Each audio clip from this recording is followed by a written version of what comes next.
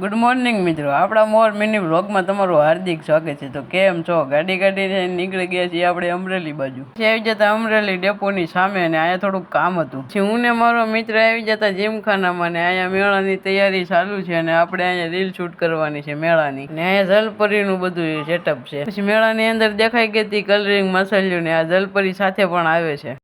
પછી આપણે reel shoot કરવા ચડી જતા ડેપોની ઉપર, કેમ કે અહીંનો નજારો એક નંબર દેખાય. પછી ડેપોએથી રીલ શૂટ કરીને નીકળી ગયા છીએ આપણે રાજકમલ ચોક બાજુ. અમરેલીમાં બધું કામ પતાવીને બે પગવાળી ફોર્ચ્યુનર કાઢીને નીકળી ગયા ઘર બાજુ.